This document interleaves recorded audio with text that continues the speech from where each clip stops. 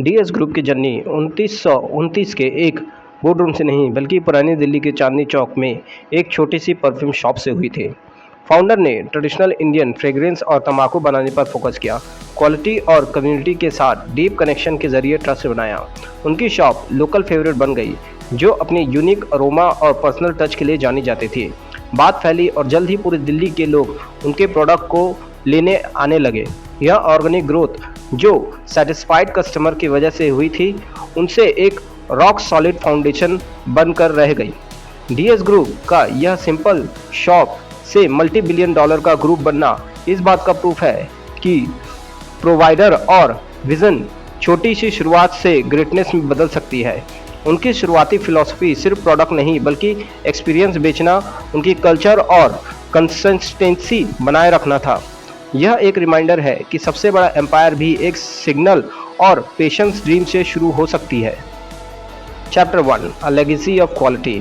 लाला धर्मपाल और उनके बेटे सत्यपाल सुगंधी डीएस ग्रुप के लेगेसी के आर्किटेक्ट थे। लाला धर्मपाल जी ने इंटीग्रेटिंग और कस्टमर सेटिस्फैक्शन पर बिजनेस बनाया, जबकि सत्यपाल सुगंधी एम्बिशन और इनोवेशन लाए। साथ में मिलकर उन्होंने ट्रेडिशन और माइंडिट्री के साथ ब्लेड किया और क्वालिटी में भी कॉम्प्रोमाइज़ नहीं किया। उनका विजन इंडियन को world class authentical Indian product offer करना था।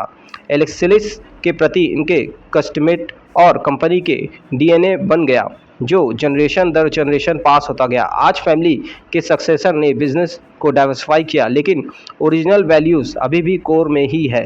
डीएस ग्रुप की स्टोरी प्रूव करती है कि स्ट्रॉन्ग वैल्यू पर बेस्ट बिजनेस कई जनरेशन तक चल सकता है। Chapter 2, a dry portfolio. DS group तंबाकू से ड्राइवर्स ब्रांड के लिए पावरफुल इवॉल्व हुआ है। रजनीगंधा और बाबा ने अपनी डोमिनेंस बनाकर रखी है, जबकि कैच ने इनोवेशन, स्पाइसेस और डेस्परेसिस के साथ इंडियन किचन में रेवोल्यूशन लाकर रख दिया। पल्स कैंडी को वायरल सक्सेशन और नेशन में इमेजिनेशन को कैप्चर करने में उसकी नेक को दिखाता है।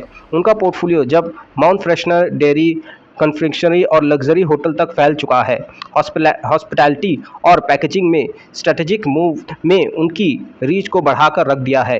हर वेंचर क्वालिटी, इनोवेशन और कंज्यूमर नीड को समझने पर उनका फोकस को दर्शाता है। पान मसाला में 5 स्टार होटल्स तक डीएस ग्रुप की जर्नी ट्रांसफॉर्मेशन का एक मास्टर क्लास है। उनकी डाइवर्सिफाई करने की एबिलिटी उनकी एंड्यूरिंग सक्सेस की कुंजी है। National and global expansion. DS group Delhi की दुकान से ग्लोबल प्लेयर तक के ग्रोथ स्मार्ट डिस्ट्रीब्यूशन और एडेप्टेबिलिटी से हुई है। उन्होंने एक बड़ा नेटवर्क बनाया, यह सुनिश्चित करते हुए कि रजनीगंधा और कैच जैसे प्रोडक्ट इंडिया के हर कोने तक पहुंच जाए। रीजनल टेस्ट के हिसाब से अडेप्ट करते हुए यह एक सच्ची पैन इंडियन ब्रांड बन गई है।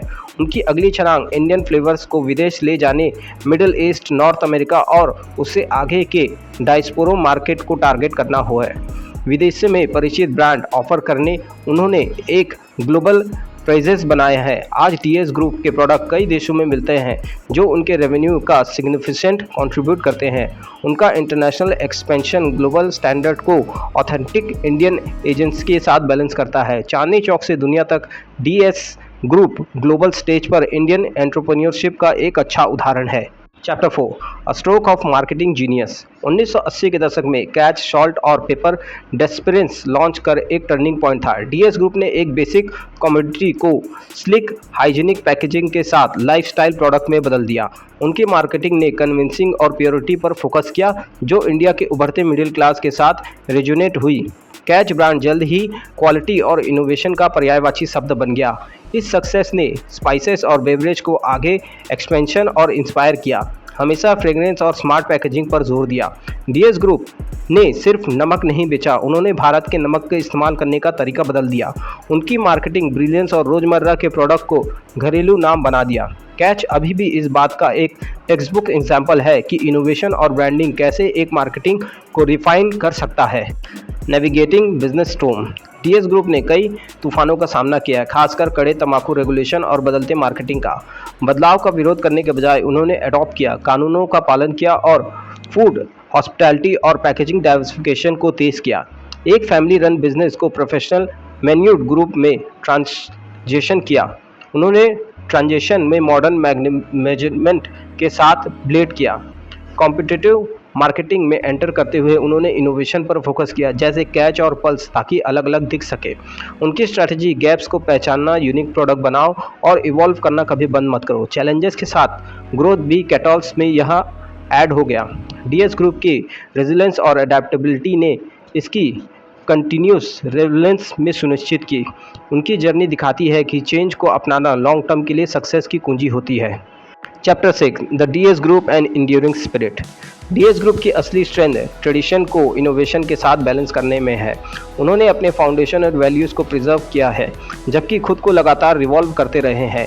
इंडियन कंज्यूमर की उनकी गहरी समझ ने उनके ब्रांड्स को रोज़मर्रा की ज़िंदगी का हिस्सा बना दिया है। यह स्टोरी हमें सिखाती है कि छोटी सी शुरुआत करो, बड़े सपने देखो और क्वालिटी में कभी भी कॉम्प्रोमाइज़ मत करो। अडेप्टेशन, डाइवर्सिफिकेशन और सॉल्यूशन टूल रहे हैं एंटरप्रेन्योर्स के लिए। डीएस ग्रुप इस बात का प्रूफ है कि रेजिलेंस, विजन और इनोवेटिव करने के लिए करेज लिस्टिंग लेगेसी होती है। एक छोटी सी दुकान से ग्लोबल ग्रुप तक उनकी जर्नी बिजनेस एवोल्यूशन और मास्टर क्लास है। टीएस ग्रुप इंड्यूरिंग रिस्पेरेंटी, एंटरप्रेन्योरशिप और एक्सीलेंस का एक बीकन है।